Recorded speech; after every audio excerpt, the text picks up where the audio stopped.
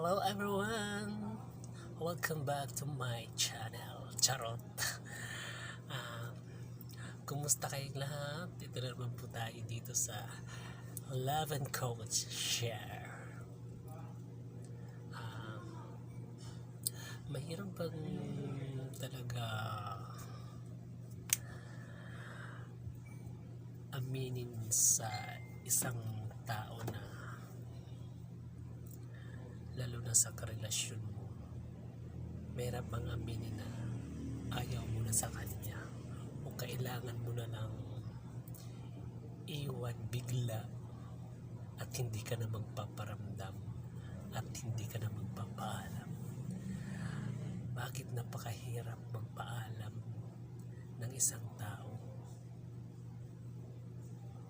na pwede mo naman sabihin lahat kung anong nararamdaman mo para may closure kayong dalawa, diba? Hindi naman mahirap sabihin yun kasi para sa akin, sasabihin ko na ayoko na o kaya sabihin mo na lang in person or sad na ayaw mo na para may closure kayong dalawa.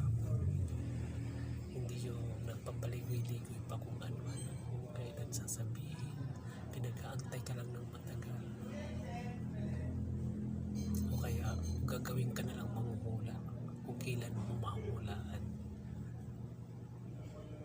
saka mo na lang marirealize na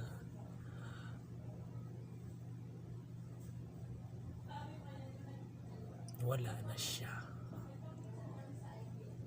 iniwan ka na pala, yun na pala yung huli. Ang sakit, di ba?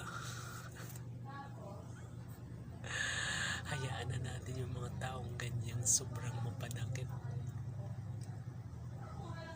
dahil hindi man dumating sa kanya ngayon, babalik na babalik din yun kung anong ginawa niya sa isang tao.